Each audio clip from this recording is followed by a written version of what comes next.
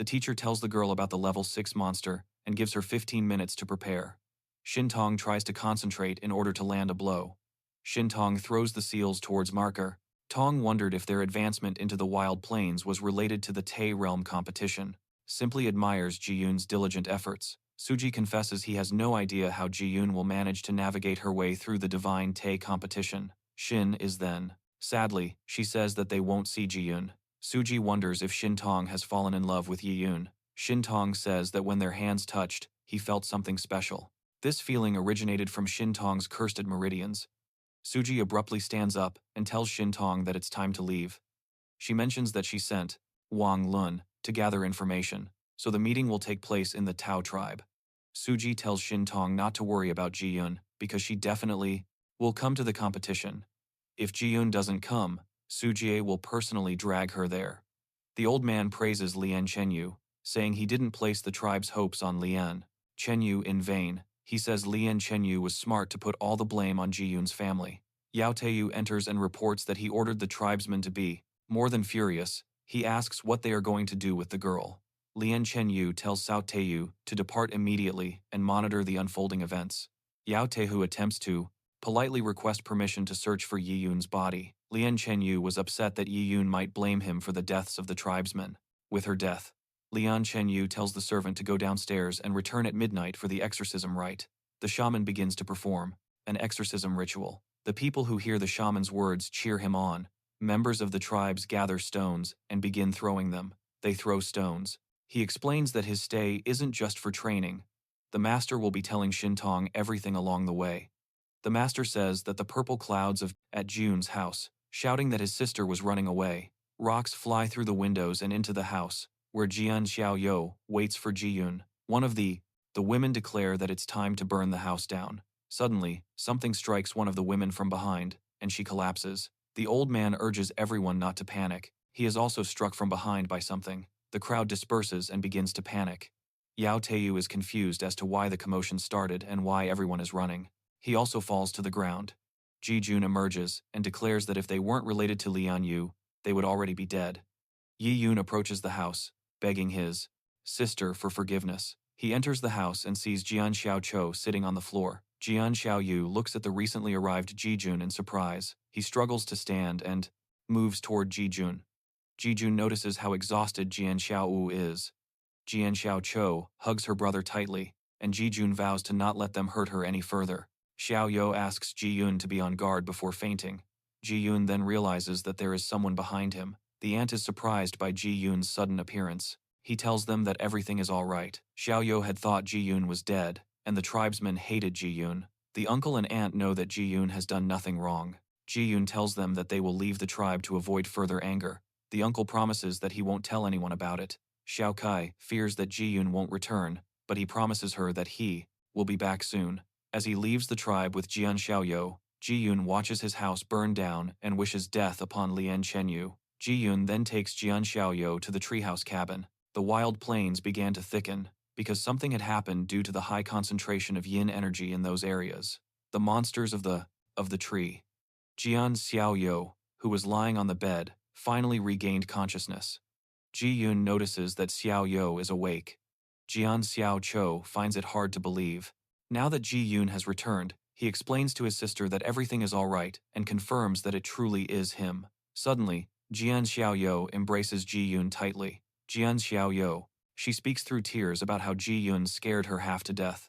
After a while, Jian Xiaoyo wonders where they are. Yi-yoon tells us that he built this cabin on the other side of the mountain, and it is now their hideout. Yi-yoon has to train, but it takes a long time. Jian Xiaoyo understands her brother and supports him. Ji-yoon goes to prepare the best dishes for the housewarming party, and Jian Xiaoyo is surprised that Ji-yoon made the oven himself. Ji-yoon is about to show Jian Xiaoyo something, and she asks him not to take too long. Ji-yoon unwraps the cloth, revealing a plethora of useful foods. Jian Xiaoyo. He is surprised and wonders how many more surprises Ji-yoon has in store for him. Ji-yoon assures him that the most important thing is that Ji-yoon will always be her brother. It will definitely remain the same. Ji-yoon recounts meeting an old man from whom he received many useful items. Ji-yoon is going to show Yan Xiaoyo some tricks. Yan Xiaoyou smiles as he watches Ji-Jun playfully poke at the food. Yan Xiaochou is amazed by Ji-Yun's mastery of martial arts and cooking. Ji-Yun offers him some steamed pork. Ji-Yun lets Yan Xiaoyou try a piece of pork, and he is surprised by how delicious it is. Planes had become more dangerous. The current competition in the Taish Kingdom is necessary to prevent 3 possible events. The teacher tells us that Ji-Yun also prepared braised pork, roast chicken, various vegetable dishes, and soup for his sister Yi-Yun and Yan Xiaoyou, and they are all enjoying a pleasant dinner. Happy, Yan Cho worries someone will discover them gathering firewood, but Ji-Yun reassures his sister and prepares to teach her something. Ji-Yun. He puts away all the dishes and takes out another bag. Ji-Yun shows her the beast's head, which means they won't need firewood, since it will keep the cabin warm. This head, Jian Xiaoyou takes Ji-Yun's hand, happy to have Ji-Yun. Jian Xiaoyou asks Ji-Yun if he's afraid to sleep, thinking that Ji-Yun will be lost again, but he calms her down. Soon, Yan Cho falls asleep with Ji-Yun by her side. Ji-Yun realizes how much Jian Xiaoyou suffered while he was gone. Ji-Yun gets up, realizing that, for Jian Xiaoyou's sake, he must continue practicing martial arts. Ji-Yun takes out the Tiger Dragon Fist book that the old man gave him. Ji-Yun now understands why the old man didn't want to give the book to him in the first place. Ji-Yun opens the book and realizes that Miss Lin has transmitted all of her knowledge regarding the Tiger Dragon Fist technique to him. The technique is so detailed that Ji-Yun realizes that this is indeed an incredible gift that he has received. Ji-Yun understands all the intricacies of the technique, closes the book, and concentrates as instructed, that Miss Lin had written within it. This technique would help Ji-Yun reach the peak levels of purple blood. Ji-Yun realizes that cultivating martial, the first is the appearance of the treasure, and the second is that a catastrophe will occur. He says the problem is that the compass pointing to the treasure. Martial arts is like fighting against destiny, and even against the heavens themselves, and all of this will end up costing Ji-Yun a lot of money. Ji-Yun realizes that he will have to do a lot unnecessary tasks if he just follows the book. Ji-Jun remembers Shintong's words that there are limits to this practice, but martial arts are limitless. It's nothing. Ji-Yun realizes that if he uses this technique as a foundation and integrates it into his own style, he will reach the peak faster, before it's too late.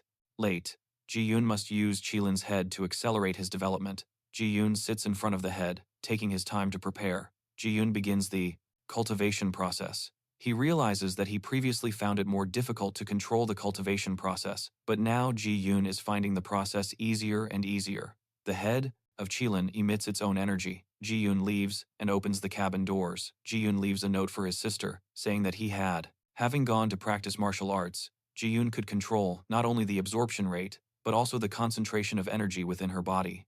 Ji-Yun ascends. Instantly airborne, Ji-Yun is finally brimming with energy and sets out to find a place to train, discovering a plain with a large rock. It is there that he will train the Tiger Dragon Fist technique.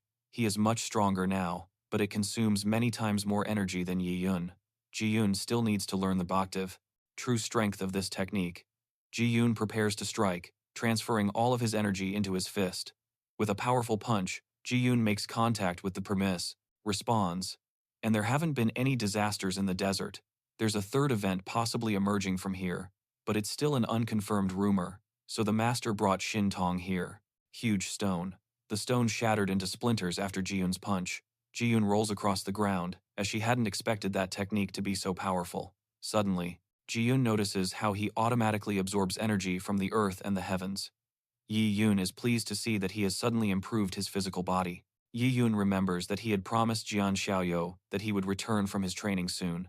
Ji-Yun returns to the cabin, apologizing to his sister for arriving late. Jian Xiaoyou invites Ji-Yun to the table, saying that Ji-Yun must be tired. Jian Xiaoyou picks up the empty dishes and can't help but worry about Ji-Yun. Yi-Yun mentions that many strange events have occurred since he fell into the river. Ji-Yun decides that he has thought enough for today and sits down, high on a rock, preparing to inhale the energy of the earth and the heavens, feeling the ki that surrounds him after opening the second meridian channel. Specials. Ji-Yun can inhale the energy of the earth and heavens to restore his strength, so Ji-Yun needs to develop in this direction. To do this, one must learn how to transition to the state of nothingness.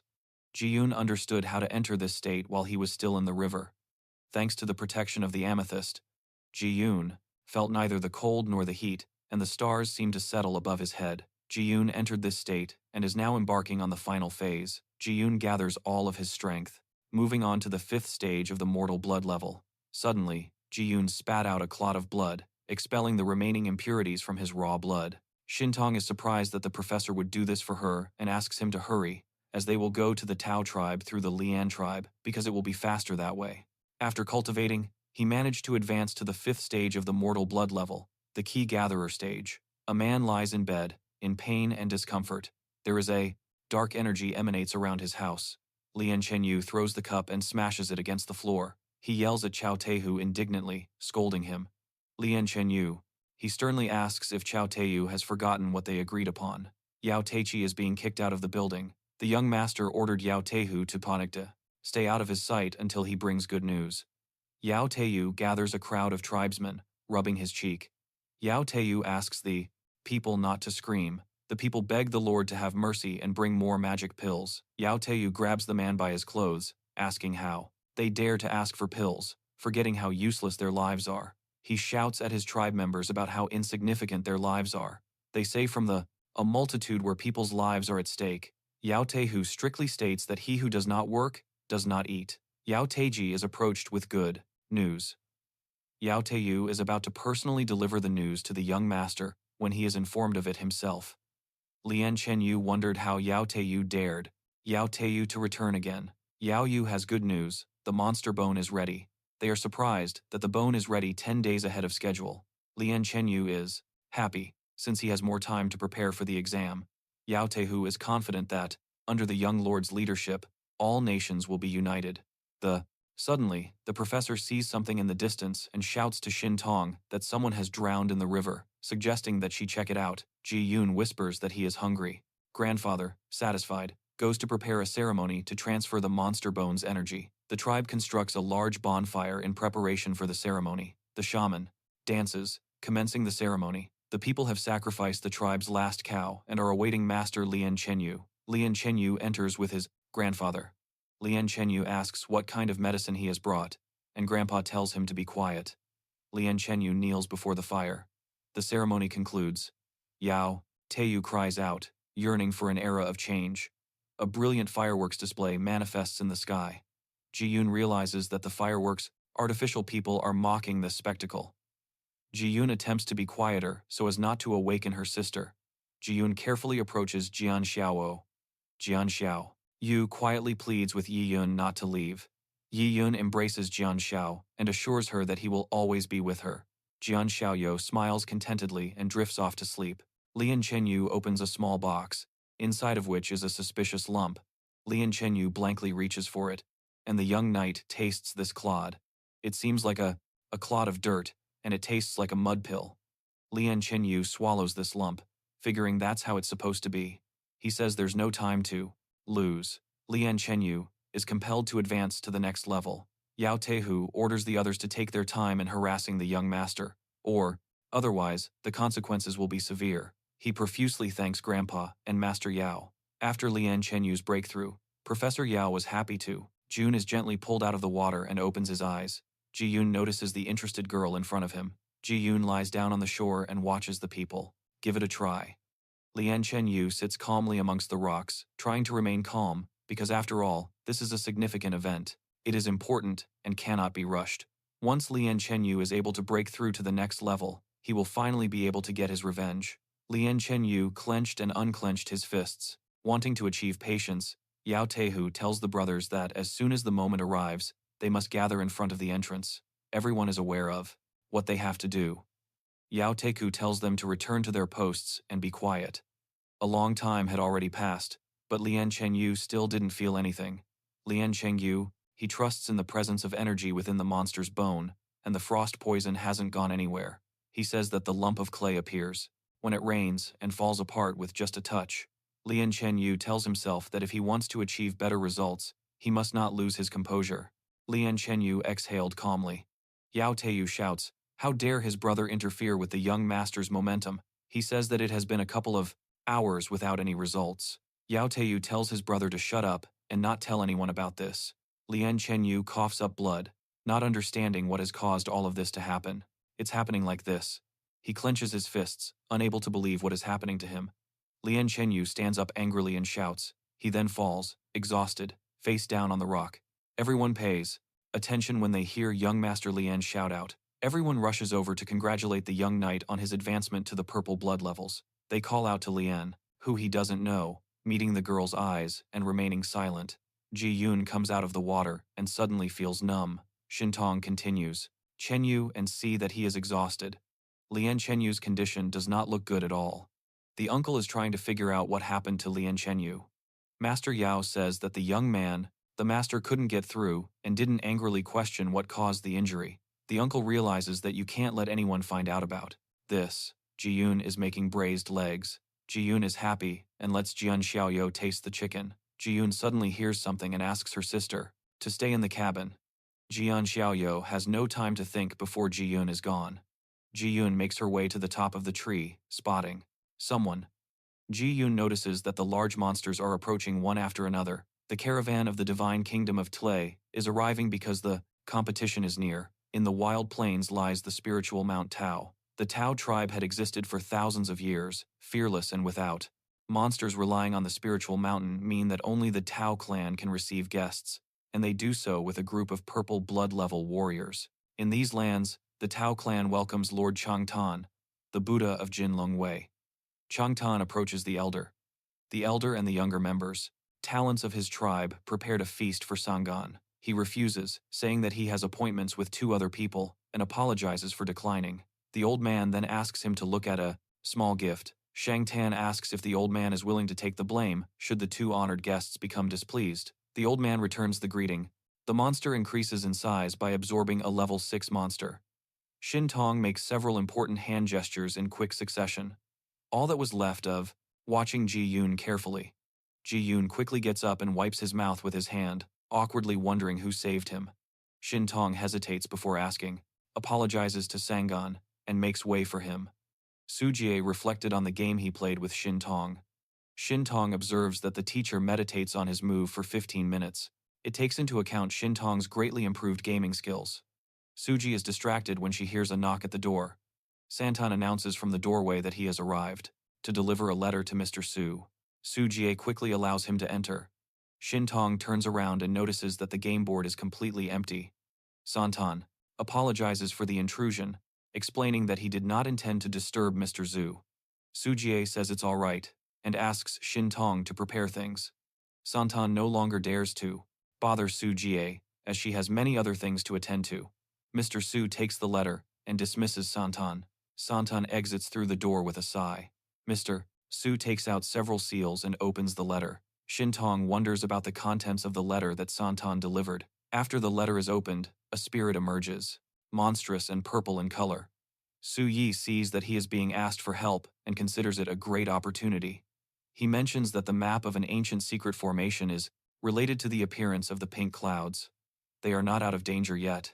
Mr. Su has searched all over the world and will not stop until he finds the way to remove Shin Tong's yin energy curse. Ji-yoon notices a sudden frost forming on the rooftop, believing it to be an attack from wild beasts. He climbs to the top of the tree and sees a huge bird. Ji-yoon spots a man from Jinlai. The man throws a large bomb into the sky and continues flying. Ji-yoon. Why Ji-yoon was in the water?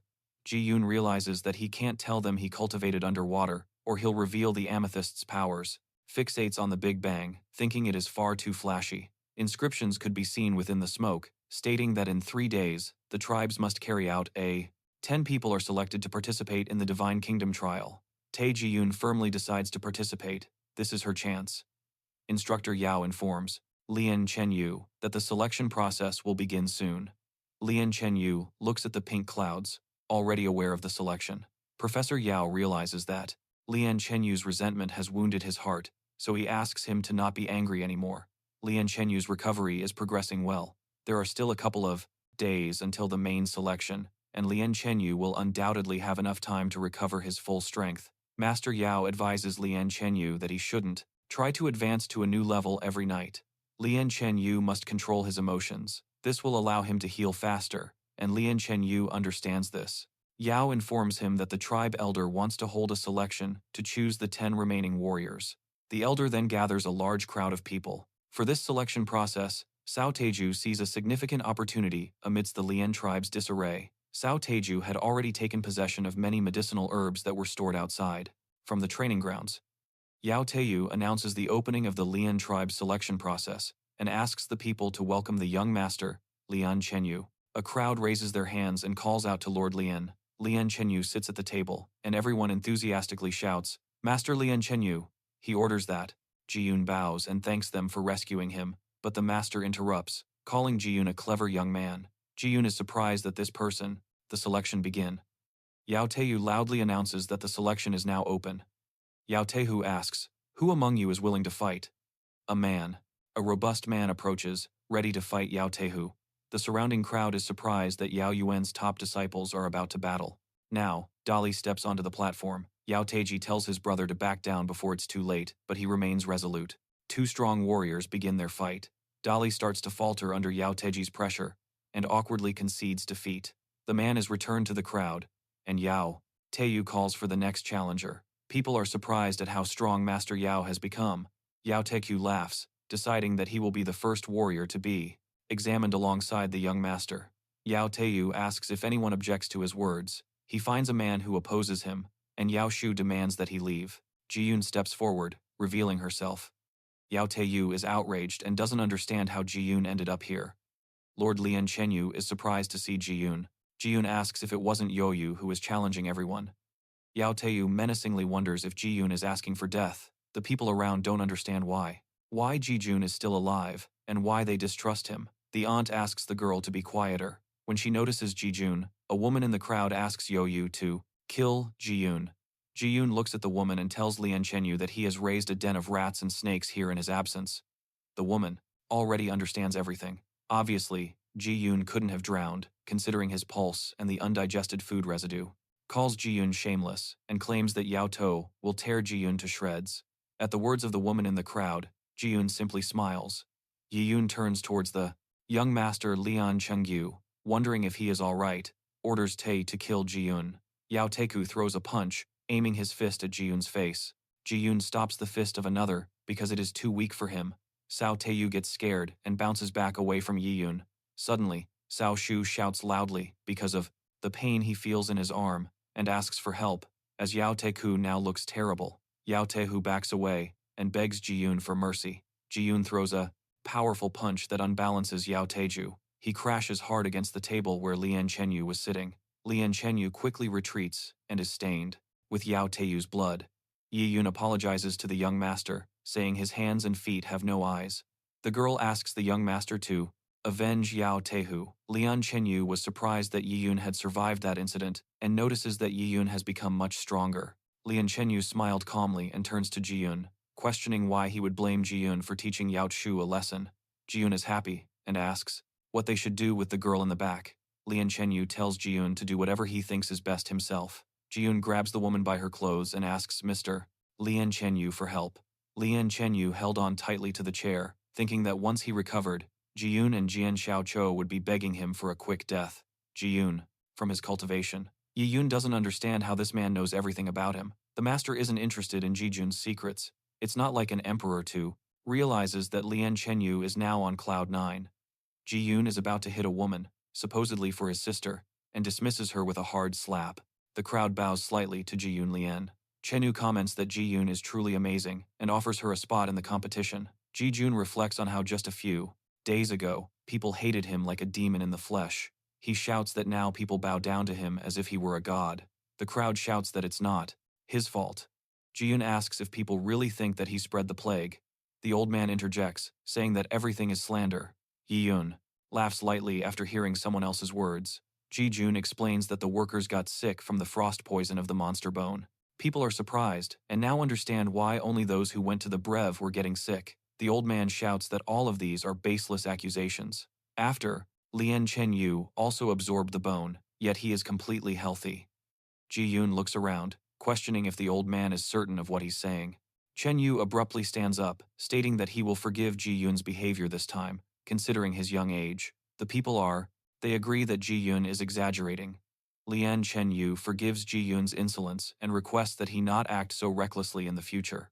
Chenyu asks Ji-Yun what should be done with all the trusted members of his tribe. Ji-Yun observes that Lian Chenyu's injury is already somewhat anticipated. meddle in the affairs of commoners. He's just curious how Ji-jun was able to reach the valiant stage. Yi-yun no. Ji-yun realizes that what Yao Yuan has to say is the most important thing. Lian Chenyu asks Master Yao to keep an eye on Yi-yun. Master Yao says that Lian Chen Yu should be more polite. Yao Yuan doesn't want to interfere with Yi-yun's talent, but Lian Chen Yu intervenes, leading teacher Yao to say that Yi-yun is developed both mentally and morally, and they don't yet know the limits of their strength. She adds that if Lian Chen Yu decides to fight him now, the young master will be at a disadvantage. Yi-yun sits resolutely in front of everyone. Suddenly, Yao Yuan asks Chen Yu to give him one of the tokens to pass the Stromers selection. Lian Chen Yu is surprised by what Professor Yao is about to do. Yao Yuan says she will monitor Yi-yun's progress. The young gentleman doesn't want any conflict, especially during the competition. Yao Yuan says that Yi-yun will have to cooperate with Lian Chen Yu for the sake of all the members of the Tenifor tribe. If Ji-yun agrees, then he should accept this signal. Yao Yuan launches the signal to pass the selection towards Ji-yun, who easily catches it and gives his thanks. Ji-yun realizes that this should be enough to put his conflict with Lian Chen Yu on hold for now, and he will end things here for today, as there is no point in continuing this altercation. Lian Chen Yu was very resentful towards Ji-yun, who realizes that it would be foolish to leave without further ado, so he offers Lian Chen Yu a fight. Lian Chen Yu irritably slammed his fist on the table. Ji-yun comes down from the platform laughing, because it was he understood why he was still at the mortal blood level, even after completely absorbing the monster bone. The master says that Yi-yun has the purest veins. Joke. Lian Chen Yu gets even angrier, but Yao Yuan stops him. Ji-yun says to follow him if one wishes to die without even leaving a trace. Ji-yun walks resolutely. Through the crowd, Jian Xiaoyou enters the cabin, notices Ji-yun, and asks if she is okay. Ji-yun explains that everything is fine, and that his sister doesn't have to worry. Jian Xiaoyou hugs her brother tightly, not understanding how she couldn't be worried about Ji-yun. Ji-yun doesn't understand why Jian Xiaoyou cried. Jian Xiaoyou is actually quite supportive of Ji-yun's participation in tomorrow's competition. He asks Ji-yun to promise him that he will not take unnecessary risks. Ji-yun promises and hugs him back. Lian Chenyu bows to Master Yao and tells her that Yi-yun cannot stay in the tribe. Yao Yuan doesn't understand why it is difficult for Lian Chenyu to wait until the end of the competition. Lian Chenyu wants to add something, but he is interrupted. Yao Yuan explains that participating in the Tai Divine Kingdom competition has very strict rules, and he advises Yao Yuan against using cheap tricks. He says that there will be a skill rotation during the final round, and this is Lian Chenyu's only chance. Yao Yuan hopes Lian Chenyu won't let him down. Disappoint. Everyone is talking about the incredible beast. The girl looks around and sees Ji-yun in the distance. Ji-yun runs towards her and brings her chicken. The girl says goodbye and wishes Ji-yun good luck. Lian Chenyu looks at Ji-yun sadly. Ji-yun looks around at all the bird people. She, pure, and a body like that of a master cultivator. He wondered how he was going to explain it regarding Yi-yun. Shintong wondered if Ji-yun really had the body. He climbs onto the bird and sits at the back of everyone. The man informs them that the flight to the Tao tribe is not easy and that if anyone falls off, they should kick him. The bird flies swiftly into the sky. Ji-yun sees this as a great opportunity to practice balance and concentration. He stares intently to the guy ahead. They soar rapidly through the snowstorm. Ji-yun is slightly focused on maintaining his balance. Ji-yun wonders what time it is. Found the person to attack. Ji-yun asks the guy if he's afraid of crashing. The boy shouts that his father is sick and that only the Lian clan can save him. With tears welling up in his eyes, he says that he isn't afraid of death. Ji-yun explains that the guy isn't going to kill him or gain anything from doing so. Ji-yun shouts at the boy to hold on tight because they are flying toward a cliff.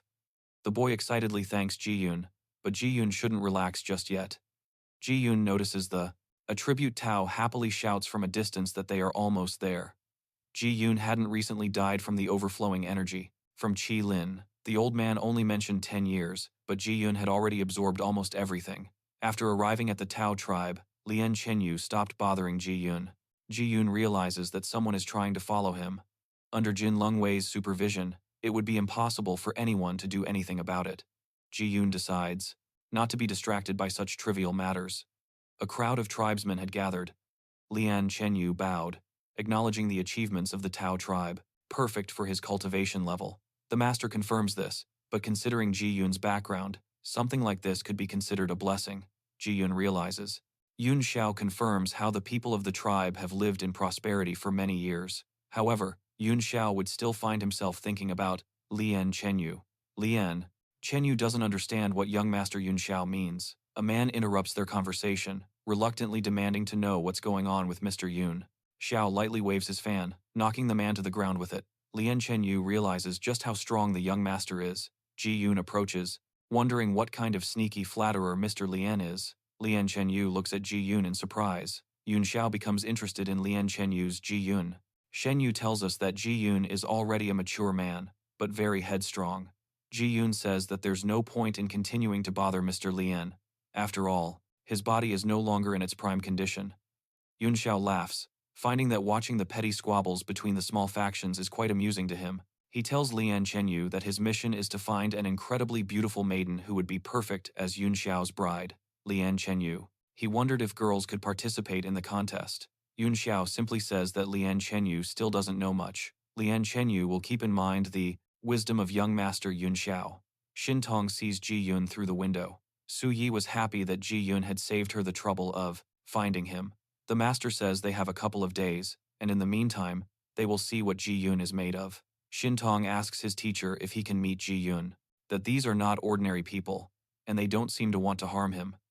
The teacher says that it is rare to find a well-developed body. The master allows Xintong to proceed with Ji Yun's treatment for his cursed yin. Xintong happily thanks his master. Ji Yun is bored. In the middle of the street, the man suddenly announces that everyone should be quiet. Shan'an announces that the first round of the Te Divine Kingdom competition, it will begin tomorrow at noon. He asks all the warriors to show their bravery, stating that people are equal based on their levels. Lian Chenyu tells Ji Yun to behave himself. Ji Yun anticipates that Lord Lian will stab him in the back once again. Santan asks for silence and tells everyone to move out of the way if they value their lives. The men step back with grim expressions. Santan takes a small horn out of the box. The horn rises into the air, surprising the people around. Sant reiterates that they should stay away if they don't have a death wish. A powerful blue energy emanates from the horn. The man retreats fearfully as the energy almost touches him, and everyone fearfully scatters to either side.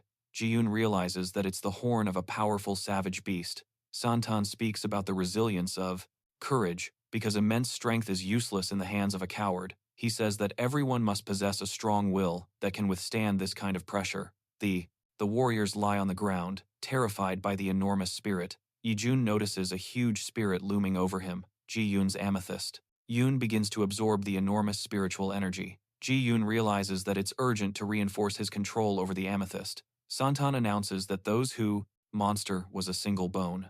Xintong diligently continues to execute various techniques. The bones come together, radiating an intense brilliance. Developed at the Valiant stage, the master explains that Yi Yun absorbed the valuable treasure and then fell into the water after reaching this level of development. Ji Yun. Approach him will pass the first test. Lian Chenyu approaches Ji Yun, hoping that he can overcome the intense pressure. The warriors are in no hurry. Having passed the first test, Jun Xiao doesn't think Lian Chenyu is strong enough to seriously compete with him. Jun Xiao is surprised by Yi Yun's luck, who, it's still holding on. Lian Chenyu says the young master should seek complete fortune. Ji Yun's spiritual energy overflows, and he can feel how fierce and unstoppable this energy is. The spiritual energy rejects Ji Yun. Ji Yun realizes that the energy is trying to tear him to pieces. Ji Yun will not let that happen. The martial arts master looks danger in the face and does not fear death. There was no way Yi Yun would lose to an enormous spirit and fail to take his first steps. Yun Xiao has 11 steps left and wonders if there are still such reckless people. He looks around and he notices those weaklings who are only worthy of bowing before Yun Xiao. He sees that Lian Chenyu is doing well. Suddenly, a shadow falls over Yun. Yun Xiao looks up and sees a flying ship in the sky. Yun Xiao is surprised that such a beautiful girl has decided to come and kick him out. A glance. Xintong wondered why there was such a spectacle. The master explains that they must put on the most revealing show possible so that Yi Yun will be filled with fear, as Xintong wants to see him. Xintong asks if his Jie is curious about how Ji Yun is doing. Su Ji is more interested in how. He is surprised by Professor Ji Yun's accurate assumption. He feels fortunate to have met such a teacher, and hands Ji Yun 3 coins so he can buy some candy. This chicken is cooked. Xintong sighed and looked at Ji Yun through the ship window again. Ji-yoon diligently takes steps in the direction of Shantan. Ji-yoon's nose is bleeding, but she's holding on and continuing forward. Shin-tong wonders where Ji-yoon gets so much courage. Su-ji has finally had enough. Meal. Shin-tong reports that Yi-yoon looks strange, and that something has changed since their last encounter. Su-ji admits that something is really wrong. One of the warriors gives up and leaves. At Yi-joon's feet, a man crawls all the way, but collapses on the ground, exhausted. Yi-joon needs to press on his fortified body from both the inside and outside. He should be able to resist it. Yi-joon has to choose the best way to control the flow of spiritual energy. He realizes that this beast is emitting a colossal amount of its energy. Ji-yoon's bones were already creaking, and her blood was boiling from so much. Shinton wants to find out what is happening with Ji-yoon. Su-ji says that Ji-yoon is gradually getting stronger, and clarifies that with each step, the energy of Yi-yoon strengthens both the body and the will. Lian Chen-yu took 20 steps and had to take 10 breaths. He looks at Yi-yoon, who is walking behind him. Mr. Yun Xiao can feel the pressure increasing 100 times at a distance of 10 steps. Suddenly, he hears a noise and looks around. Ji-yoon chooses an all-or-nothing approach and advances with strong streams of energy that have gathered behind Ji-yoon, strengthening her body. Shannon, Yun Xiao, and Lian Chen-yu look back, wondering what is happening with Ji-yoon is overwhelmed and smiles awkwardly. He's surprised that such grumpy experts exist. He realizes that even a couple of bronze coins, Yi-yoon. Shin-tong realizes that Yi-yoon has just reached his maximum potential.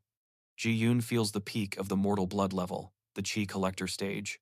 Ji-yoon needs to continue onward, but she's hungry. Ji-yoon realizes that she has attracted too much attention to herself. Ji-yoon is getting closer and closer to Lian Chen-yu. Chen-yu looks at Ji-yoon again. Ji-yoon shows Lian Chen-yu her pinky finger. Mr. Yun Xiao comments that Ji-yoon is interesting. Ji-yoon also shows Mr. Yun Xiao her pinky finger as well. Ji-yoon looks at them as she advances a few more steps forward. Mr. Yun Xiao turns around and walks away from her. Little by little, he gets closer to Santan. Su-ji laughs as Ji-yoon shows everyone her little finger. Shin-tong wondered how Ji-yoon was suddenly able to break through during the test. The teacher explains that when a martial artist is under intense pressure, they can advance to the next phase of their training. Shinton tries to find out, so where does this energy consumption come from? Yi-yoon pondered this, finding it strange. Ji-yoon shouts that he's on his way, moving ahead. Mr. Yun Xiao diligently moves forward, making it much easier for Yi-yoon to walk. Ji-yoon glanced back at Lian Chen-yu, trying to figure something out. He was plotting something. This Lian Chen-yu comments to the others about how heroic Ji-yoon is. Yoon replies that all their disputes will end eventually. Lian Chen-yu falls silent. As Yi-yoon walks ahead, Mr. Yun Xiao finds himself unable to continue. Yi-yoon approaches Yun Xiao, noting how strong he is. Yun Xiao is bronze for a poor commoner like Ji-yoon are very important. Ji-yoon does everything he can for Sister Zhou. Thinking of his sister, he realizes that he has to. He is surprised when Yi-yoon takes a step further than him. Shantan grabs Yi-yoon and asks if Ji-yoon has moved on to the next phase. Ji-yoon bows and confirms Santan's words. Santan asks if Ji-yoon can climb 1 or 2 more steps. Yi-yoon explains that he doesn't have much talent, but he will do his best. Yi-yoon advances little by little. A huge spirit emerges and heads towards Ji-yoon. Santan realizes the danger. The enormous spirit approached Ji-yoon, leans in, smelling a familiar scent. It remembers and menacingly tells Ji-yoon that it was the Beast Lord back. Then, Santan quickly seals the spirit back into the horn, doing so just in time. Ji-yoon doesn't understand what Beast Lord it was talking about. Santan declares the first round of the Divine Kingdom competition is over. Tae Shin-tong walks along a path in the forest and turns to Ji-yoon, saying that Ji-yoon, he had just passed the qualifying round, but decided to continue training immediately. Ji-yoon hears a familiar voice and turns around, wondering what's going on. What brought Shin-tong here? Ji-yoon remembers that she didn't thank him, so she bows slightly. Shin-tong smiles sweetly and says that she's fine, and asks Ji-yoon to follow her. She asks Ji-yoon to lend a hand in the vault. Ji-yoon is embarrassed as she touches Shin-tong's cold hand. Shin-tong tells Ji-yoon not to let go of her hand because she is about to attack, and asks her to dodge. Ji-yoon isn't sure if she's joking. Hurry back. Ji-yoon wonders if these people could help him fight Lian Chen-yu. Ji-yoon bows before them and offers. Tong asks him to hit her with his fist as fast and as hard as he can. It would be a bit difficult for Yi-yoon to do that while they are holding hands. Shintong asks firmly, and Ji-Yun attacks. Yi-Yun directs his fist towards Shintong with great speed. He dodges Ji-Yun's fist, asking if Ji-Yun, he has understood everything, because now is not the time for him to act. Ji-Yun notices a similar punch from Shintong, and realizes that Shintong's punch is many times faster than his own. Shintong pulls Yi-Yun's body, executing a feint. Shintong asks Ji-Yun to explain what just happened from the point of view of a fighter. Ji-Yun explains that Shintong had pulled his body upon impact, performing a feint. Shintong tells us that this is a special technique and asks us to use our body and eyes to feel the meridians. Ji-Yun is quick to grasp everything. Shintong continues, throwing unexpected blows that Yi-Yun didn't anticipate. Shintong comments that Yi-Yun has endured the hundreds of blows remarkably well. Shintong offers Ji-Yun an opportunity to strike her. Ji-Yun preemptively asks Shinon to not be impolite. Ji-Yun moves swiftly, about to strike Shinon with her fist, but instead caresses his chest, and worries if she went too far. Shintong says Yi-Yun is doing the right thing. She explains that Yi-Yun possesses an unusual body structure. So, he truly needs Yi-Yun. Shintong produces a small handkerchief for Yi-Yun, and hands her clothes and a pill. Afterward, they will need to go somewhere, Yi, to guide them to the tribe. The professor refuses Ji-Yun's help, and tells Shintong that it's time to eat. Shintong suggests that Ji-Yun join them. Yun wonders why Shintong needs her so much. Shintong asks her to follow. Ji-Yun takes the pill and places her trust in Shintong. Ji-Yun would definitely repay.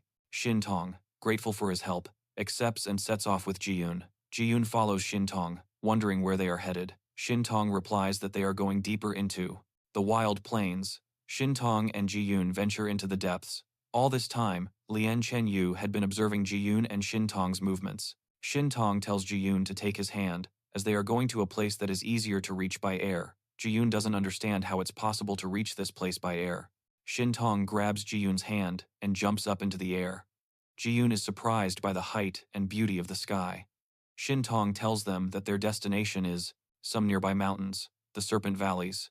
Ji-Yun didn't think there were valleys like that in the wild plains. Shintong says that this place has a powerful negative energy that is harmful to humans, but beneficial to wild animals. Shintong asks Ji-Yun to stay with him. Ji-Yun notices Shintong is one step behind her and realizes he intends to hunt down the purple blood level beast. Shintong explains that this is the nest of these beasts, and it will be great combat practice for both Ji-Yun and Shintong. Upon arriving at the beast's nest, Shintong draws his sword in order to clear the path, striking down all the small snakes he encounters with a single, swift motion. Ji-Yun is shocked by Shintong's terrifying power. They can dry off and have a snack, and Yun should take advantage of this opportunity since they will end up in the Lian tribe eventually. Ji-Yun told them that he, Shintong, in the distance, two bright eyes can be seen, glowing with a red light. Suddenly, a huge white snake lunges toward them. Just as the snake was about to bite them, Shintong stops it by drawing his sword. Shintong intends to keep the snake alive, but can the beast defeat the man? Behind Shintong, Ji-Yun is surprised that the snake understands human language. Shintong explains that all wild animals listen to the words of the strongest. Shintong asks Ji-Yun not to worry so much, and even gives her his sword for protection. Ji-Yun tightly gripped Shintong's sword in her hand. With this safety net, Ji-Yun could fight for as long as she wanted. The snake releases a powerful burst of energy towards Ji-Yun. Ji-Yun diligently deflects it with Shintong's sword. Suddenly, the snake is already on the other side of Ji-Yun, preparing to attack him in the blink of an eye. Ji-Yun realizes that a snake attacks him. Ji-Yun points the other man's sword towards the snake's scales, but they prove too strong to be penetrated easily. Ji-Yun realizes the snake is trying to catch him off guard and sees it attacking from above. He manages to dodge the snake's blow. Ji-Yun realizes that if he doesn't give it his all, he's finished, and instantly jumps towards the faner. Snake, quickly pointing his sword forward. Just as he's about to hit the snake, while it's focused behind the sword, Ji-Yun strikes it in. Will keep him company during lunch. The teacher complains about having to share the food with Ji-Yun, saying it's a huge waste. Ji-Yun realizes that the chin with his fist. Ji-Yun now sees that the snake's chin defense is much weaker. While the snake is stunned, Ji-Yun throws the next sword strike runs the entire length of the snake. Ji-Yun already thought that the snake was defeated, but suddenly notices something to the side. He then dodges a huge rock that could have hit him. Ji-Yun sees the snake now wielding this enormous crystal. The snake is about to hit Ji-Yun with a rock once more. Ji-yoon stops the snake's attack with her sword, holding the sword firmly against the pressure of the stone. Powerful currents of energy emanated from Ji-yoon. Little by little, he pierces the strong snake crystal with his sword. Suddenly, many cracks begin to appear in the stone. Ji-yoon shatters the crystal into many small particles with her sword. Ji-yoon is on the ground, looking at the defeated snake. That was to be expected, after which Shin-tong notices the strong aura and wonders what Yi-yoon is planning. Yi-yoon concentrates the energy around himself. Shin-tong realizes that Yi-yoon is about to break through right now. The sea of consciousness within Yi-yoon churns furiously. The energy crashes against the rocks, water splashes everywhere, and a powerful water tornado forms within. Shin-tong sees purple blood and a silver glow, and becomes alert as he senses danger. He catches the shuriken that was flying towards Yi-yoon with his hand, and demands that whoever is hiding reveal themselves. Mr. Lien Chen-yu steps into the moonlight. Roast chicken is distinctly unusual. The teacher asks Ji-yoon if he has ever seen a real chicken before. Ji-yoon thought that immortals like them wouldn't, declaring the danger that is present. Shin-tong doesn't understand what Lien Chen-yu is talking about.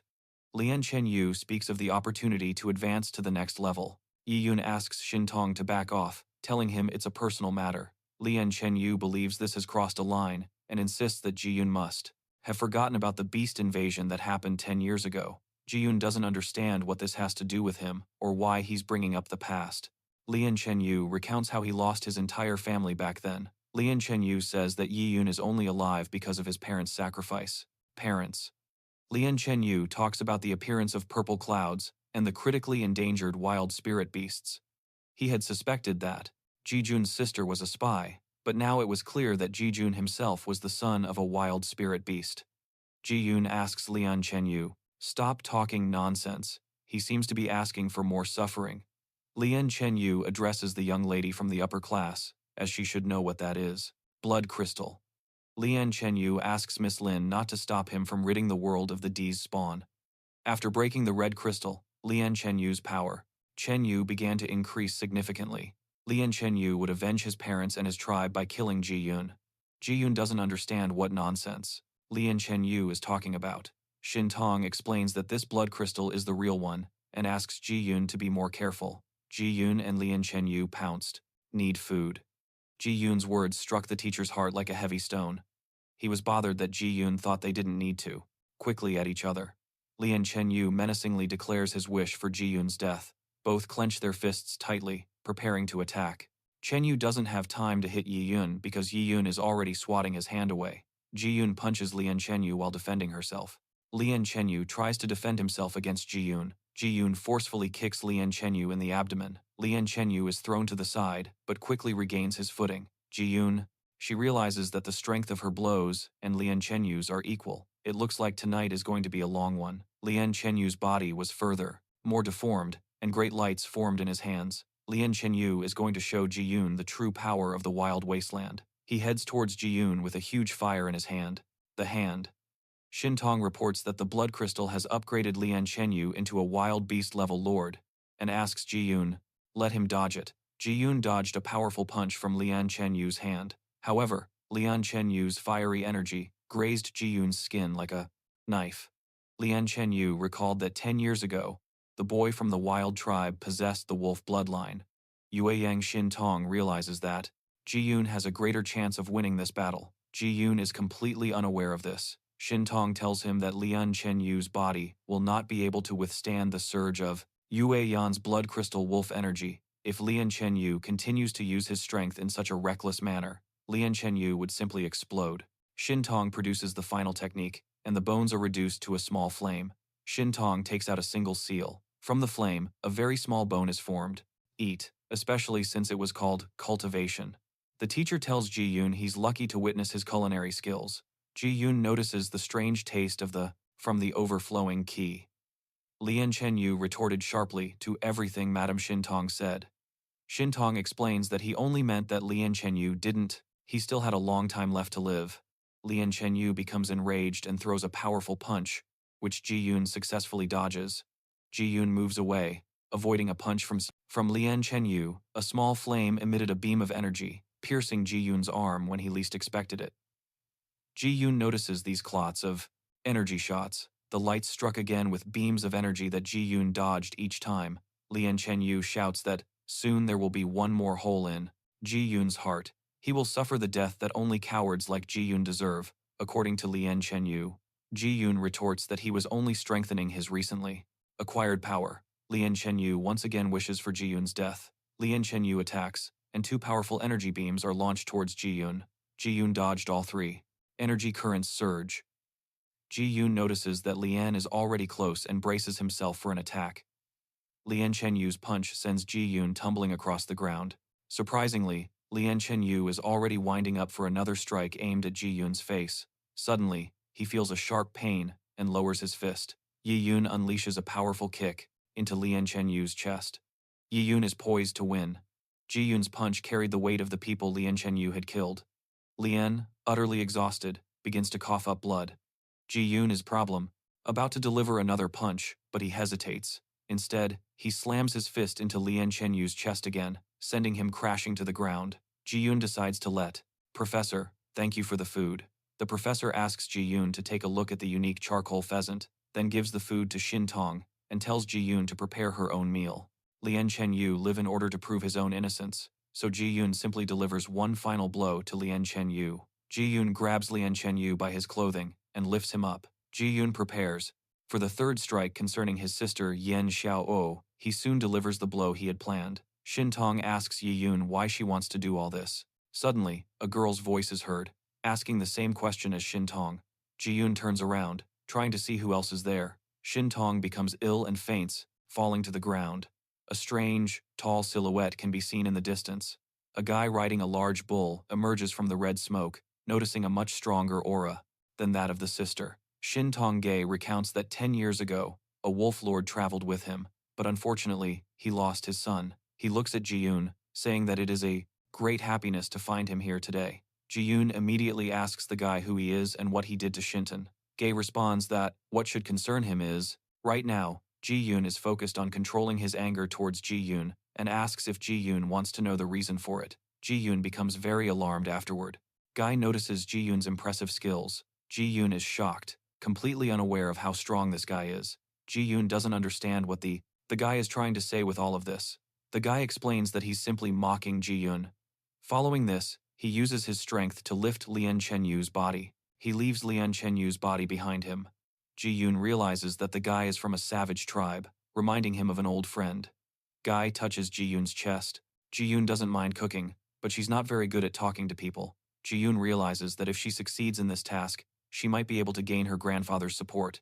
Ji-yoon absorbs her energies, and comments that if she possessed the same will as Ji-yoon, there would be fewer problems. Ji-yoon collapses to the ground, exhausted and unaware. Who was the man referring to? The bull rider departs, mentioning that there are 2 more flies and an old beaver lurking around, so he will leave Ji-yoon behind. With them present, Ji-yoon lost all his strength and closed his eyes. A girl and her boyfriend arrive to monitor the divine kingdom of Tai. It's a convenient opportunity for them to have such an occasion. The guy picks up Ji-yoon and throws him over his shoulder, asking what to do about Shin Tong being nearby. The girl explains that Shinon is part of her Lin family, and that they shouldn't allow themselves to be pressured by the enemy. Guai decides to capture Ji-yoon and try to extract as much information as possible from him. Sui suddenly stops in front of Olo. These people, wondering where they are going. The girl bows to Sui, saying she has heard of him. Sui doesn't understand how an old woman from the Dragon Kingdom dares to act that way, heavenly as she is, to insult the Lin family. She explains that Suji has misunderstood everything, claiming that they were chasing the shepherd and that everything was for the safety of the people. Suji doesn't bother with foolish questions, since they didn't bring Ji-yoon along for the safety of the people in the first place. They say they were observing the situation from a hidden location, and Ji-yoon, meanwhile, was having a very friendly conversation with the shepherd. Suji doesn't believe a single word these people are saying. He snatches Ji-yoon from their grasp and quickly flees. Suji is annoyed that Ji-yoon is so seriously injured, yet survived the encounter with the shepherd, and she chooses her chicken and decides that she will cook it in the oven with salt. The professor wonders what Ji-yoon is plotting. Ji-yoon asks if they have any wine with them. The teacher readily gives. These people dare to treat him this way. He states that Yi-yoon is a disciple of his friend Wen Jun-ho, a sage from the Tae Kingdom. Suji questions if they want to start a partition. War is breaking out. with representatives from opposing sides being captured. The girl tells her partner that Su-Ye knows they don't have any evidence and that they will deal with it later. The girl says that she had heard rumors that Sui was planning to explore the hidden world, so they would still have time to come up with a suitable excuse for the correct action. They leave the mountains, and Suj screams as they pass by. The next day arrives. Yi-Yun opens his eyes and notices Mr. Su, calling him Uncle Beaver. Su-Ji is outraged by Ji-Yun's words and threatens to slap Ji-Yun. Ji-Yun backs away awkwardly and apologizes, explaining that he was just hallucinating. Ji-Yun notices Shin-Tong and Santan standing before him. Sui comments that Ji-Yun has gotten himself into trouble. Mr. Su says that if it weren't for his disciple, he would have already had to execute Ji-Yun. Santan begins to explain that Yi-Yun will not be sent to prison, considering the testimonies of Miss Lin and Master Su Santan. He draws his weapon and points it at Yi-Yun. He states that everything concerning the shepherd pertains to the security of his kingdom, so he demands Ji-Yun tell him about it. Ji-Yun realizes the unpleasant situation she has gotten herself into. First, Ji-Yun wants to know the identity of this shepherd. Santan is outraged that Yi-Yun is behaving so brazenly, even with a sword pointed at her face. Yi-Yun knows nothing about this shepherd, so she doesn't even know where to begin. Ji-Yun, a bottle of wine. Shin-Tong wonders why the professor allowed Ji-Yun to drink alcohol. The teacher notices that Ji-Yun is adding wine to the dish. Ji-Yun shouts that they should just explain things clearly then. Ji-Yun really doesn't want to die without knowing anything. Mr. Su interrupts Ji-Yun to stop. Acting like a child, Su-Ye speaks on Ji-Yun's behalf, asking Chan to inform his superiors and provide Su-Ji-Yun with a communication stone. Mr. Su, he says that the shepherd is a ferocious beast, backed by an army of wild beasts from the wasteland. Yi-Yun then tells Santan everything she knows. Santan reports that, based on Ji-Yun's testimony, the guy from the Lien tribe appears even more suspicious. Santan then asks what Yi-Yunju has to do with the Yunlun sacred realm. This is the first time Yi-Yun has heard of the Junlun realm. Sui says that those two thieves only wanted to harm Ji-Yun, and that he had nothing to do with it. He adds that the shepherd hardly cares about the enmity between the two countries. People notice Suji's communication stone beginning to emit. After a few noises, Mr. Zhu realizes that old Wen Yun-ho finally understood the message. Su Yi asks Zangan to follow him, and Zangan responds to Wen Yun-ho. Through the communication stone, Shin-Tong turns to Ji-Yun, saying that Ji-Yun was involved in all this because of him. Ji-Yun only. He says, it's all Lian Chenyu's fault. Suddenly, Ji wonders if Miss Lin is alright. Shin-Tong replies that she is fine, and tells him not to worry. Ji-Yun asks Shin-Tong if he knows anything about this pastor. Shin-Tong tells us that humans and wild beasts have been fighting to the death for many years, and reproaches her for wasting his wine so carelessly. Shin-Tong looks at Ji-Yun in surprise, and tells his professor that he should probably drink less as well. The teacher sighs deeply. But because of these battles, there are many martial artists in the world. He adds that humanity also has to face not only wild beasts, but also more mysterious wild men. Shin-Tong tells us that the shepherd is one of the most terrifying beast lords they know of. The shepherd is followed by a large number of ferocious beasts and wild creatures, and in terms of strength, they are at the level of ancient relics, or even the supreme ancient blood. He explains that the calamity that wiped out countless tribes on the wild plains in the past was the work of the shepherd. Shin-Tong talks about how ordinary tribes can only pray to be ignored by higher beings. Yi-Yun now had a lot of new information to process. Su-Jie, Chang and return home, saying they are finished with everything. Yi-Yun wondered what Changtan had decided regarding Lord Zhu. Changtan tells Yi-Yun that he has, having deservedly won first place in the qualifying round. Ji-Yun is also accepted into the special division of the Tage Kingdom. Lord Xia reveals that the Yi-Yun's opponent will be Tao Yunge, the runner-up from the preliminary round. Sui asks Shang, and if this will be too easy of a test for Yi-Yun. Shang Tan asks Lord Su not to joke like that because the safety of the Tai Kingdom is at stake here. Su points out that Chang Tian himself agreed to such a condition. Shang Tan understands that the Qi gathering stage and the purple blood level are at completely different stages. Lord Zhu asks Shang. Indignant, Yun adds more salt to the dish. The teacher is taken aback by this excessive amount of salt. Ji-Yun closes the lid of the dish, allowing the chicken to cook. Tian to observe carefully. Chang'an looks at Yi-Yun, surprised that he has already reached the purple blood level. Su-Ji points out that the fruit only ripens with time continues, and Song'an bows, promising to follow Lord Su's plan. He sees Chang'an off, hoping they will meet again someday. Shin-Tong sighs worriedly, and Yi-Yun. He asks her what's wrong. Shin-Tong tells him that the master is going to look for the shepherd tomorrow. Ji-jun realizes that Lord Su is probably very strong and can defend himself. Shin Tong asks him not to fill his head with such things, saying she will take care of Yi-yun to prepare him for the duel. A little afterwards, Yi-jun was on the platform preparing for a duel. Suddenly, Yi-yun notices a glowing eye nearby, not realizing what it is. At the loft 2, ancient altar of the Tao tribe, a gathering was taking place. The man asks the young man to repeat the reason for his gathering once more. Yun Xiao reiterates that he came. He goes to the elders to obtain a ritual blade, intending to punish the beast with his own hands. The man warns him that this sword is overflowing with poisonous energy, and that the Manhwa, the divine kingdom, will not tolerate such evil. He places the sword in young master Yun Xiao's hands, telling him to bear the consequences of using it. Yun Xiao cuts his hand for the ritual, nourishing the sword with his blood. Lord Yun Xiao plunges his sword into the burning cauldron. The sword reacts, emitting bursts of energy. Lord Yun Xiao draws a sword that has completely transformed, now covered in fire. Yun Xiao warns that if the true reason for wielding this blade becomes known, they wait for the chicken to finish cooking. Once the chicken is cooked, Ji-yun takes it off the heat. Shin Tong and his teacher are amazed by the beautiful chicken that conflict between the countries will soon worsen as a result. Yun Xiao appears in the arena, wielding his sword. He realizes that the duel with Ji-yun will not be easy. Yun Xiao, we can't keep the audience waiting any longer.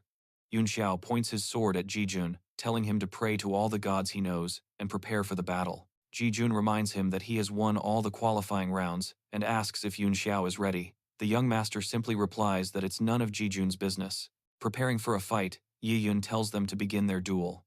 Yi-yun takes note of Yun Xiao's strange blade. Yun Xiao quickly moves towards Ji-jun, directly with his sword. Ji-jun easily dodges a potential blow from Yun Xiao. Yun Xiao looks around and wonders if Ji-jun wants to compete in speed. Yun Xiao instantly unleashes a series of rapid attacks. Ji-jun notices how fast they are as he dodges them. Yun Xiao. He relentlessly continues to deliver rapid sword strikes. Ji-yun thinks he's interfering too much. Ji-yun continues to skillfully dodge Yun's sword attacks. Xiao Jiangtan and Shin Tong watch the duel from their seats in the stands. Xiangtan praises how well Yi-yun is doing. Furthermore, by not using evil weapons like his opponent, it won't be easy for Yi-jun. Shin Tong notices how worried Changtan is, and asks if she's grown fond of Ji-yun. Changtan awkwardly replies that she's become a little attached. He wouldn't want to extradite Ji-yun to another country. We return to the fight where Yun Xiao is getting tired and notices Ji-yun has cooked. The teacher detects a magical aroma emanating from the dish. Ji-yun is enjoying the chicken, noting that it is baked perfectly. Ji-yun offers Shin Tong a traz that Ji-yun is holding up remarkably well. Ji-yun is happy to hear this and encourages Yun Xiao to continue the duel. Yun Xiao decides to use his blood. Since he can't gain, Ji-yun uses his blood to perform a blood sacrifice, wounding himself with a blade. Yun Xiao gathers the power of a huge snake, and in the clinic, he is concentrating and is about to deliver a powerful punch. Ji-yun sharply dodges Yun Xiao's powerful punch and the flow of his energy. Ji-yun then jerks sharply to the side, as Yun Xiao once again almost catches Ji-yun with his sword. Yun Xiao continued with a series of powerful blows, but is now trying to take Ji-yun down. He realizes that he will have to jump while dodging his opponent's sword. Yun Xiao released another powerful punch with a stream of energy towards Ji-yun. Ji-yun decisively closes his eyes and concentrates. Just as the sword is about to touch him, Ji-yun becomes so light as a feather, easily dodging Yun Xiao's sword. Lord Yun Xiao is surprised when Yi-yun closes the long distance between them and he's still alive. Shin Tong recognizes Ji-yun's movements. He was as light as a feather. Shin Tong and Ji-yun's training was not in vain. Lord Yun Xiao menacingly summons the Serpent Heaven Blade to strike Ji-yun. Ji-yun notices how Yun Xiao was about to use the dark power of the sword. Yun Xiao has a lot of courage. Yun Xiao transforms his sword, directing a stream of many dark snakes toward Ji-yun. The piece to try. The teacher yells at him, demanding to try the chicken first. Ji-yun realizes that there isn't much food left in the dish, and he looks up. Snakes flew past Ji-yun, gathering into a huge pile. Sanghan is surprised that the Tao tribe also has sword masters. Shin Tong wants to know what Yun Xiao's leaf is famous for, stating that Jin Lungwei is not a second-rate organization, but is in fact the leaf domain of the Serpent Heaven. Shang Tan explains that it's an ability of the Heavenly Serpent Blade, also known as the Dungeon of Death, and adds that it's more like magic than a martial arts skill. Ji-yoon finds himself surrounded by numerous snakes, notices them, and focuses as the snakes attack. Ji-yoon's movements become as light as a feather once more, but the snakes manage to ensnare that very feather. Yoon Xiao is surprised. Yi-yoon hasn't fought back yet, and suggests Ji-yoon start now, because Yoon Xiao doesn't have time to play around with Yi-yoon. Lord Yoon Xiao points his sword at Ji-yoon to deliver a blow, gathers energy in her fist, making the tiger roar.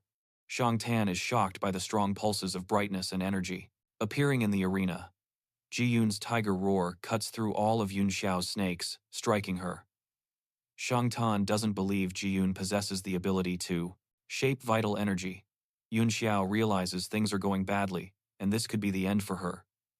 A powerful energy strikes all the snakes, and Yoon Xiao's broken sword falls to the ground. The defeated Yoon Xiao is also lying on the ground, the result of the tiger roar. Ji-yoon remains standing strong after. Shin Tong notices how small the bone is. Shin Tong had been refining the bone for 15 minutes straight. Considering his age, what he accomplished was nearly impossible. He looks up and notices that the professor has almost devoured everything.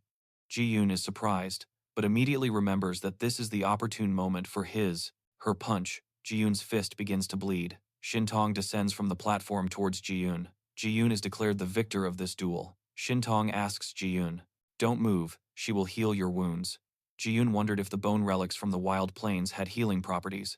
Shinon confirms that they do. The special bone technique of the Desolate Sky allows them to heal themselves. Ji-yoon wondered if it would have many other uses. Shin Tong briefly tells us that it is also used to control internal energy, and Ji-yoon should learn that technique. Ji-yoon kindly asks Shin Tong for medicine to heal his wounds. Yi-yoon thanks Shin Tong as she gives him medicine to heal his wounds. There is no animosity between Yi-yoon and Yoon Xiao. So Yi-yoon, he gives him medicine to heal his wounds. Ji-yoon advises Yoon Xiao to consider Ji-yoon as a benefactor, as she helps a lot in the play development of martial arts. Yoon Xiao laughs wearily at Yi-joon's words, never having met someone so brazen as to dare to give virtue ions to Yoon Xiao. Ji-yoon asks if that doesn't make him seem special to others. So, guys, if you enjoyed this video and want to see more videos, let's try to get 1,000 likes on this video. Also, please subscribe to the channel, hit the notification bell, and leave a comment. See you in the next video. Request. The teacher praises Ji-yoon's dish, wanting to know its name, and intends to give Ji-yoon more money.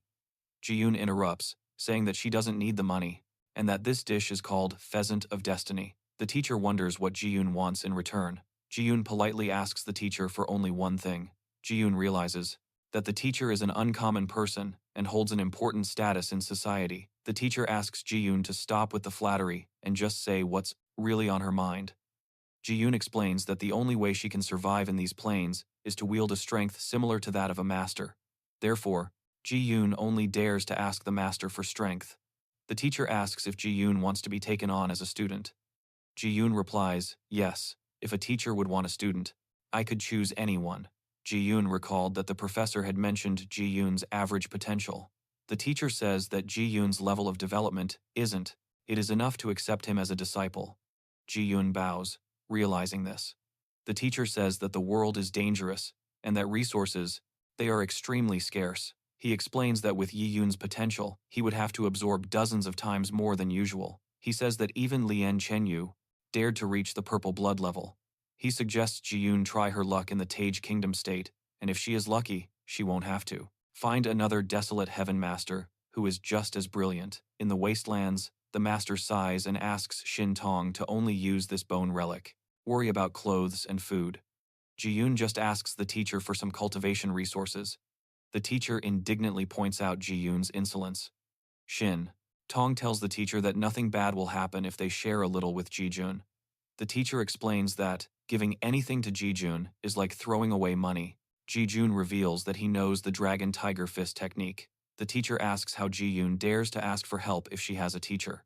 Ji-joon explains that he doesn't have a teacher and learned everything on his own. The teacher asks Shin Tong to show Ji-yoon just how high the sky is and how unattainable the stars are. He allows Shin Tong to use the Dragon Tiger Fist technique and suppress his cultivation level to the 3rd stage of mortal blood.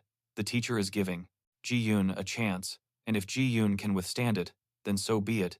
He will accept him as a disciple. Shin Tong asks him not to bully Ji-yoon like that. Everything has been focused on perfecting this technique for the past 6 months. Ji-yoon agrees to the match, and the professor asks Shin-tong to be careful with Ji-yoon. Ji-yoon then stood in front of Shin-tong, and he awaited Shin-tong's guidance. Shin-tong explains to Ji-yoon that so much formality isn't necessary.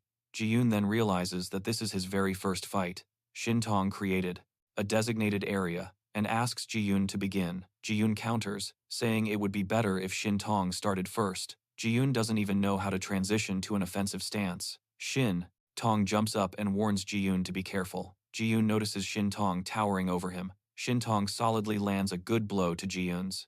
Shin-tong was born with yin energy flowing through her veins, and the master is worried about her. Once upon a time, there was an empress who was born with body. Ji-yoon is sent flying high into the sky. He realizes that there's nowhere to take cover while airborne. Shin-tong suddenly lunged at him once more.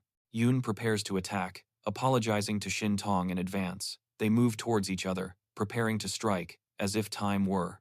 It slows down. When Ji-yoon was fully concentrated, he was sure that Shin-tong would definitely be shocked by what was about to happen. Ji-yoon realizes that if Shin is going to close his fist with his palm, he needs to interrupt him with his grip. Shin-tong and Ji-yoon's palms meet in a strong clash, find themselves in a powerful blow. Shin-tong is surprised when Ji-yoon is pushed back immediately after his punch. The teacher comments that Shin-tong is too soft-hearted, soft at heart. He notes how the first blow passed. Ji-yoon dives into the water and quickly stands up on the rock. He realizes that he didn't fall weakly. Going backward, Ji-yoon is still too inexperienced, but he needs to learn from this. He decides that it's not worth holding back, since his arm couldn't withstand another attack like that. He jumps into the water, hiding from Shin-tong. Suddenly, Ji-yoon leaps out of the water. The tiger dragon's water fist is aimed quickly towards Shin-tong, who is very surprised. Ji-yoon prepares with all his strength to deliver a punch, but Shin-tong apologizes, stopping Ji-yoon. They are frozen together in midair. Ji-yoon doesn't understand why he is immobilized. Suddenly, Ji-yoon is thrown aside again by a yin energy in her blood and was able to free herself from the curse by performing a secret transformation ritual, but no one knows how to perform such a ritual. Powerful punch. The water extinguishes the master's bonfire, and the master tells him that spiritual forces should not be used, especially the element. Even though a rainbow appears so briefly in the sky, Ji-yoon lost, even after using her attack at full power. However, Ji-yoon realizes that she has definitely become much stronger than before. Shin-tong asks Ji-yoon not to get up, as he is about to administer the medicine. Ji-yoon comments that Shin-tong is not only quite formidable, but also beautiful. Ji-yoon speaks about her defeat and tells Shin-tong not to worry about it. Shin-tong mentions the technique Ji-yoon had just used and apologizes, explaining that Ji-yoon's last strike was not repelled by his fist, but by the force of the tiger dragon. The professor is surprised by Shin-tong's actions. Shin-tong explains his reasoning and concedes the victory to Ji-yoon. He's taken aback by what's happening, and the professor sighs deeply. The teacher doesn't understand Ji-yoon's excitement, especially since Shin clearly won. Ji-yoon bows, admitting defeat to the Mystic Maiden Heart Sutra. Thus, Shin won. Shin argues that he broke the rules, so the teacher awards the victory to Ji-yoon. Afterwards, Ji-yoon thanks them for the valuable materials. Shin-tong then offers Yoon the book, The Fist of the Tiger and the Dragon. Ji-yoon is hesitant to accept such a gift, as it wasn't part of their agreement. Shin-tong insists on giving the book to Ji-yoon, saying he needs it more. The professor sighs, at a loss for what to do. Shin-tong says that the clan extended her life through bone relics, so I suppose she is still lucky. Teacher expresses his surprise, noting that this book could be sold for a considerable sum. Ji-yoon expresses his gratitude to Shin-tong. The teacher will now provide Ji-yoon the materials they agreed upon. Ji-yoon notices the monster's large head, and it's explained to Yoon that this is the Qilin beast. Shin says that the bones of this monster are of an acceptable level, but the beast itself is quite weak. Legends say that the lineage of the Qilin beasts originates from the ancient Qilin. Shin-tong tells us that by absorbing fire spirits, the beasts grow and strengthen their bloodline. By absorbing fire energy, these beasts attempt to be reborn. Shin-tong explains that these beasts are destined by fate to die prematurely. Ji-yoon hesitates, but decides that she will never back down. Ji-yoon asks the master if he wanted to inspire Ji-yoon with the Qilin beast. The teacher tells Ji-yoon to take care of himself and to not let anyone interfere with his. In development, Ji-yoon bows and thanks the master for his concern and the lesson he imparted. The master gives Ji-yoon the beast's head and advises that if she carefully absorbs the beast's energy, the scent will last for 10 years. He then gifts her an amulet that will one day save Ji-yoon's life. Ji-yoon expresses her gratitude to the master and asks for his name. Soon after, Ji-yoon notices her teacher's name, Suji, inscribed on the amulet. Ji-yoon vows to never forget Suji's kindness. Suji then reminds Ji-joon about his promise to cook him a meal. Suji is later seen sitting around the campfire with Shin Tong, admitting he didn't really want to let Ji-yoon go. Shin Tong asks the professor just how much he values Ji-yoon. Suji